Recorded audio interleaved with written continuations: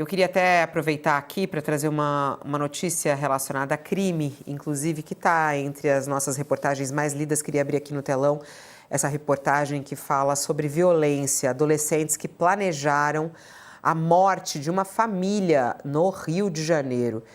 E é um caso muito grave, muito triste, inclusive, quando a gente vê aí essa atitude desses adolescentes que, inclusive, cogitaram dar os corpos para os porcos. Vamos contar essa história melhor, mas a namorada do adolescente que é suspeito de matar os pais e o irmão na cidade de Itaperuna, no Rio de Janeiro, foi apreendida em Água Boa, que fica a 630 quilômetros de Cuiabá.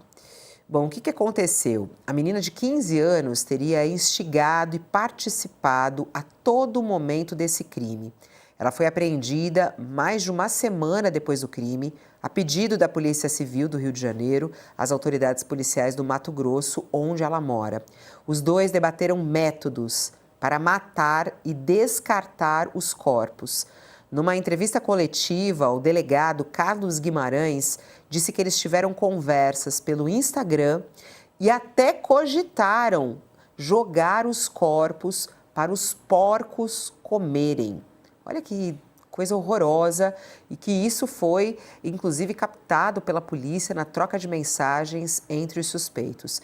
O garoto confessou que cometeu o crime porque os pais não deixaram ele se encontrar com o adolescente com quem teria um relacionamento. Segundo o delegado, os responsáveis também não permitiram que ela fosse à casa da família no Rio de Janeiro, o que fez com que o filho se sentisse contrariado. A namorada ameaçou terminar com o menino se ele não a visitasse. Ainda segundo o investigador, a menina fazia constantes chantagens emocionais e falou que ele deveria mostrar que era um homem para vê-la pessoalmente e mandava mensagens duvidando que ele teria coragem para assassinar a família. Os dois se conheciam há 6 anos, virtualmente, e namoravam mais seriamente há 1 ano. Inicialmente, a polícia desconfiou que a suposta namorada fosse uma farsa. E aí depois eles verificaram que realmente ela existia, não era um adulto se passando por uma adolescente. E após atirar contra os pais e o irmão, o adolescente tirou foto dos corpos na cama. E a imagem foi enviada para a menina, que relatou ter sentido nojo em ver a cena e sugeriu que ele colocasse luvas para descartar os cadáveres. Olha que coisa horrível. Ela ainda comemorou o ato e afirmou agora que só faltava matar a própria mãe. Bom, quando ela foi interrogada, ela negou a participação no crime. Uma coisa muito triste, a gente está vendo aí, ela já foi apreendida. Bom, estamos de volta. Para quem estava nos acompanhando pelo YouTube, a gente está contando aqui um caso muito grave e muito triste quando a gente vê o envolvimento de 2 adolescentes, né, se envolvendo num crime como esse. Não é a primeira vez, né, Sakamoto, que a gente vê casos como esse, mas isso faz a gente questionar muito sobre essa questão das redes sociais, como a gente está vendo aqui no relato da polícia. Essas trocas de mensagens aconteceram também pelo Instagram. Como que a gente pode prevenir crimes como esse, né? Acho que a resposta mais simples, e por conta disso acho que é equivocada, é falar assim, não, aumenta a pena que aí o pessoal vai deixar de fazer. Você acha que essa menina e esse cara vão deixar de cometer esse crime porque estavam de olho na pena? Sinceramente, né? A gente está trabalhando com outro nível, né, de percepção da realidade. O que a gente, não estou falando que não tem que ter punição, tem que ter punição de acordo com o rigor da lei, não tenho dúvida nenhuma com relação a isso. Ninguém aqui está falando para passar a mão na cabeça. Mas determinados crimes, eles não vão deixar de existir porque você aumentou 5, 10 anos na pena, não vai. Ou porque você pegou uma pessoa que era adolescente, que seria apreendida e ficaria até os 18, 21 anos e coloca ela por mais tempo.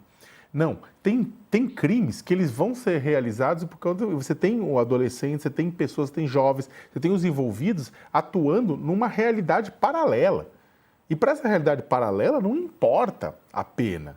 A gente tem outros crimes também semelhantes, crimes com sadismo, crimes com tortura, envolvendo adultos, inclusive, não só adolescentes, que também a pessoa não está preocupada com o tamanho da pena. Você tem feminicídio, né, que muitas vezes o marido, a pessoa, o companheiro sabe o tamanho da pena que vai enfrentar se ele executar a mulher, mas ele não está nem aí. ele é movido por outros processos.